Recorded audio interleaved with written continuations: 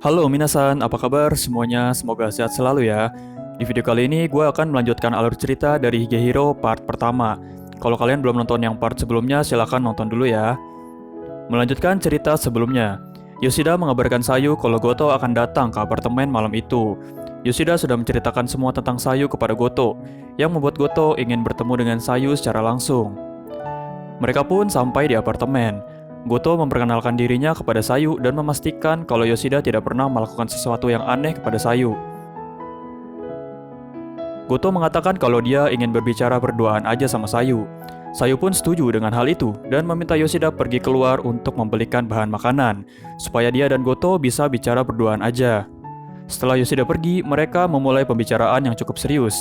Goto mulai memastikan kembali identitas Sayu dan menanyakan apa alasan Sayu meninggalkan rumah. Tapi Sayu nggak bisa menjawab semua pertanyaan Goto karena dia belum siap untuk menceritakan semuanya. Goto mencoba untuk mengerti, lalu bertanya mau berapa lama Sayu akan tinggal di situ. Sementara itu, di jalan Yoshida bertemu dengan Mishima.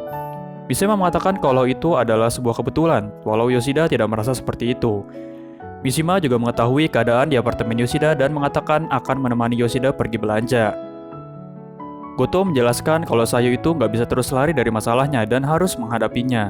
Sayu merasa senang mendengar hal itu. Dia mulai menceritakan kisah hidupnya selama beberapa bulan ini, termasuk tentang dirinya yang rela membayar biaya menginap menggunakan tubuhnya pada pria-pria sebelumnya. Sayu merasa senang bertemu dengan Yoshida karena Yoshida berbeda dengan pria lainnya dan benar-benar tulus membantunya. Goto pun mengerti dengan semua yang dikatakan Sayu. Goto juga membolehkan Sayu untuk terus bergantung pada Yoshida, tapi harus dilakukan dengan cara yang lebih benar. Sayu menjadi lebih baik dari sebelumnya. Saat ini dia lebih percaya diri untuk menghadapi masa lalunya. Goto pun juga memeluknya. Sayu merasa sedikit lebih lega setelah menceritakan semua itu kepada Goto. Sayu juga sempat memastikan perasaan Goto kepada Yoshida, dan Goto pun menjawab kalau dia benar-benar tulus menyukai Yoshida. 好きよ。彼以外眼中にないもの。 Sementara itu, selesai belanja, Mishima mulai mengakui kalau pada saat itu dia bertemu dengan Yoshida bukanlah sebuah kebetulan. Dia mengikuti Yoshida dan Goto karena merasa penasaran. Mishima mengira kalau Yoshida mengajak Goto ke apartemennya karena sedang tidak ada Sayu di situ dan ingin berduaan aja dengan dirinya. Dengan didasari rasa cemburu, Mishima sedikit emosional sambil bertanya apa yang diprioritaskan sama Yoshida antara Sayu dan Goto. Sebenarnya Mishima mau menyampaikan kalau Yoshida itu harus bisa lebih tegas lagi. Dia khawatir kalau perasaan Yoshida kepada Sayu suatu saat akan menjadi perasaan cinta. Di saat dia juga mengetahui kalau Goto juga menyukai dirinya. Gak lama setelah itu, Mishima meminta maaf karena sudah berkata hal-hal yang aneh dan dia pun pulang. Sampai di apartemen, Yoshida melihat Goto yang lagi merias wajahnya Sayu. Mereka terlihat lebih dekat dari sebelumnya. Yoshida pun mengantar Goto pulang. Goto mengatakan kalau Sayu adalah gadis yang baik. Dia juga meminta Yoshida untuk terus menjaga Sayu dan jangan sampai berbuat hal yang aneh-aneh padanya. Goto juga mengatakan kalau dia akan selalu mendukung Yoshida, baik itu soal pekerjaan ataupun soal Sayu. Di hari selanjutnya, Sayu melihat daftar shift di tempat kerjanya. Dia melihat salah satu pegawai di situ bernama Yaguchi Kyoya, dan Sayu merasa nggak asing dengan nama itu. Dan benar aja, pria bernama Yaguchi Kyoya itu adalah orang yang dulu pernah tidur dengan Sayu waktu Sayu menginap di rumahnya. Sayu merasa syok bisa bertemu lagi dengannya. Salah satu masa lalu yang ingin dia lupakan malah muncul di hadapannya. Asami pun merasa ada yang aneh dengan mereka berdua. Tapi karena dia memikirkan perasaan Sayu, Asami pun tidak menanyakan apapun dan berkata kalau Sayu tidak perlu menceritakannya kalau dia belum siap. Tapi kalau misalkan Sayu udah siap, Asami akan bersedia untuk mendengarkannya kapanpun. Pada saat pulang, Sayu kembali bertemu dengan Yaguchi. Yaguchi terlihat sengaja menunggu Sayu pulang. Dia mulai menanyakan tentang keadaan Sayu saat ini dan di manakah kali ini dia menumpang. Sayu mencoba menghiraukannya, tapi dengan sedikit memaksa Yaguchi mengatakan kalau dia ingin tahu tempat tinggal Sayu saat ini. Yaguchi sedikit mengancam Sayu, kalau Sayu nggak mau membawanya ke tempat tinggalnya saat ini, dia akan menceritakan masa lalu Sayu kepada Asami atau manajer di tempat mereka kerja. Sayu pun merasa ketakutan dan gak punya pilihan lain selain membawa pria itu ke apartemennya Yoshida.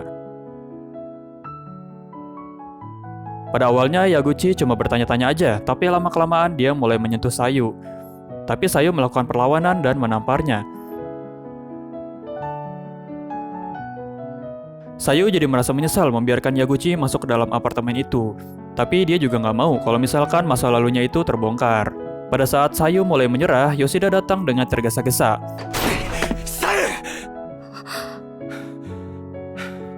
Yoshida memastikan kalau pria itu bukanlah pacarnya Sayu, lalu mengusirnya keluar. Yoshida mulai mengetahui siapa Yaguchi sebenarnya dan merasa semakin kesal. Yaguchi juga mengintimidasi Yoshida dengan kata-katanya, tapi Yoshida tetap teguh dan tetap mengatakan kalau menolong dan membiarkan Sayu menginap di tempatnya bukanlah sebuah kesalahan.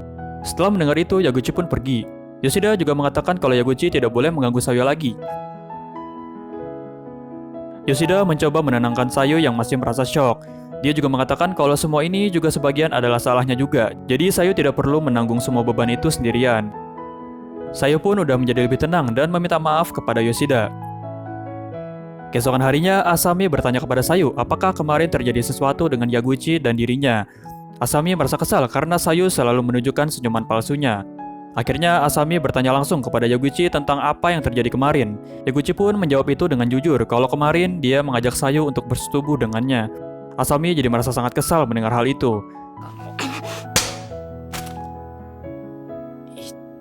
Asami menampar Yaguchi dengan cukup keras dan menyuruh Yaguchi untuk meminta maaf kepada Sayu.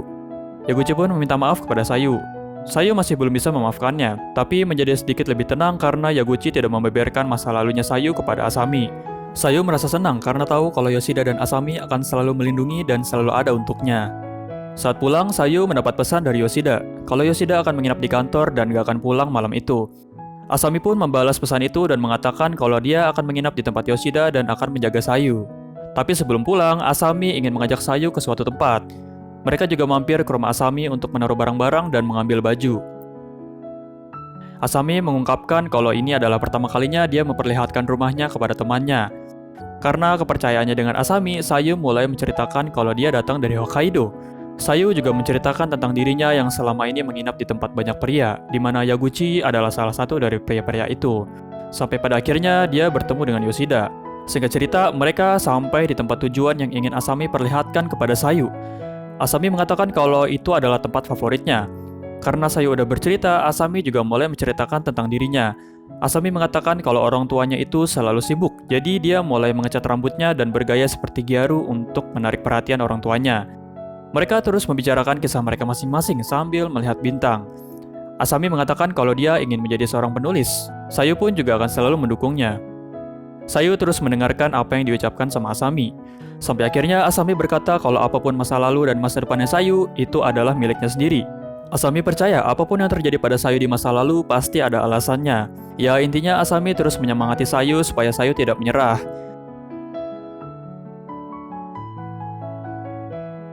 Keesokan harinya Yoshida pulang lebih cepat dari biasanya. Dan Sayu mengatakan kalau dia akan mulai memikirkan masa depan dan tidak akan lari lagi. Ya tentunya Yoshida juga akan selalu mendukungnya. Di hari selanjutnya, Asami mengatakan kalau akhir-akhir ini ada mobil yang suka berhenti di depan toko. Tapi Sayu memasang wajah khawatir saat melihat mobil itu. Saat ini lagi libur musim panas, jadi Asami sering datang ke apartemennya Yoshida. Sayu juga membantunya untuk mengerjakan PR musim panasnya. Melihat Asami yang memikirkan masa depannya, Sayu juga jadi kepikiran apa yang akan dia lakukan di masa mendatang. Saat di kantor, Mishima merasa semakin cemburu dari sebelumnya karena melihat Yoshida yang semakin dekat dengan Sayu dan Goto. Mishima merasa tertinggal karena nomor kontaknya Yoshida aja dia juga belum punya. Lalu dengan tiba-tiba Mishima mengajak Goto untuk makan siang bersama. Selagi makan, Mishima bertanya kepada Goto tentang pendapatnya terhadap Yoshida akhir-akhir ini. Mishima juga udah menduga kalau Goto sudah mengetahui hal tentang Sayu. Mishima bertanya kepada Goto apakah dirinya tidak khawatir kalau suatu saat nanti Yoshida akan direbut oleh Sayu. Tapi Goto menjawab dengan tenang. Dia mengatakan kalau memang nantinya akan jadi seperti itu, ya biarkan saja. Karena dia juga nggak bisa mengendalikan perasaan orang dan memaksa Yoshida untuk menjadi miliknya. Karena memaksakan sesuatu yang tidak semestinya tidak akan membuat semuanya menjadi lebih baik. Tapi Mishima tidak setuju dan merasa kesal dengan perkataannya Goto. Karena itu sama aja seperti menganggap kalau perjuangannya Mishima selama ini untuk Yoshida adalah hal yang sia-sia. Singkat cerita, Mishima sudah mulai tenang kembali.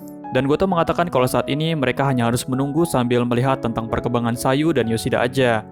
Sepulang kerja, Mishima kembali mengajak Yoshida untuk nonton berdua. Tapi kali ini Yoshida harus menolaknya karena Sayu mengatakan kalau dia sudah membuatkan makan malam istimewa. Mishima mencoba mengerti akan hal itu, dan sebagai gantinya dia meminta nomor kontaknya Yoshida. Setelah itu, Mishima kembali menceramahi Yoshida lagi, seolah-olah seperti dia adalah orang yang paling tersakiti oleh Yoshida. Dan karena udah semakin emosi, akhirnya Mishima mengungkapkan perasaannya juga kepada Yoshida. だから私は吉田先輩のことが好きなんですよ。 Perasaan Yoshida pun juga jadi tercampur aduk antara bingung dan senang. Sampai di apartemen, ternyata Sayu sudah membuatkannya katsudon untuk memperingati Asami yang sedang ujian. Mereka pun makan malam dengan bahagia. Keesokan harinya, mereka membersihkan apartemen itu, tapi Sayu melarang Yoshida untuk membantu dan menyuruhnya untuk beristirahat. Dia juga nggak sengaja mendorong Yoshida ke tempat tidur, yang membuat dirinya jadi berada di atasnya. ダメ。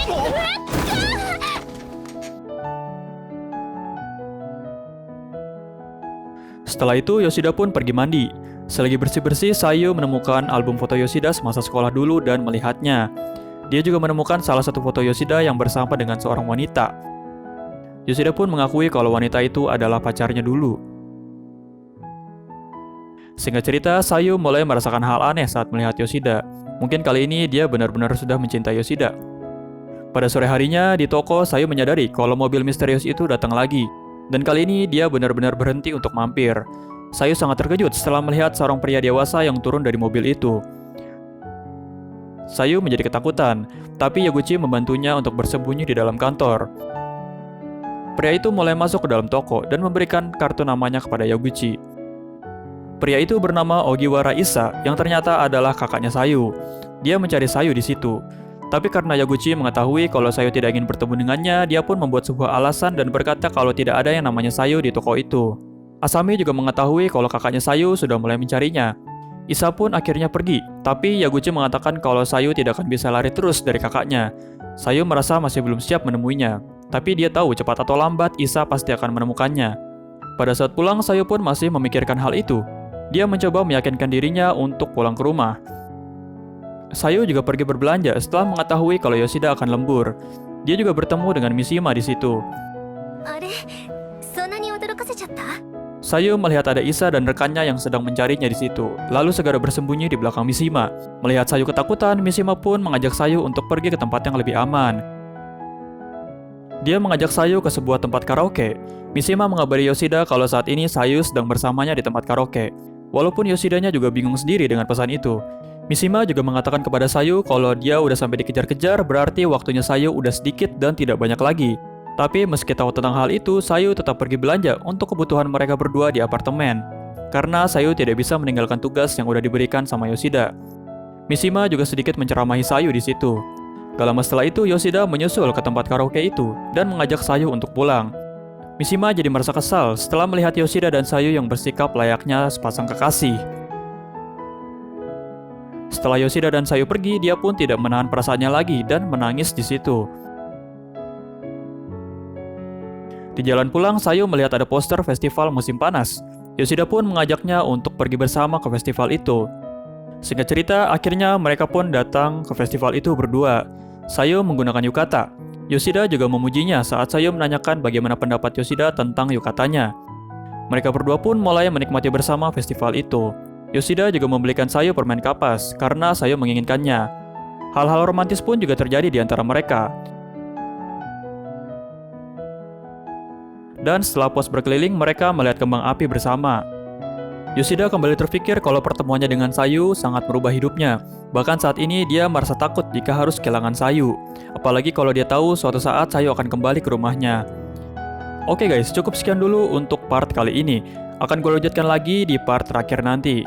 Terima kasih untuk kalian yang sudah menonton. Mohon maaf kalau ada kesalahan dalam penyampaian cerita, penyebutan nama karakter, dan yang lainnya. Sampai jumpa di video selanjutnya ya. Mata nih!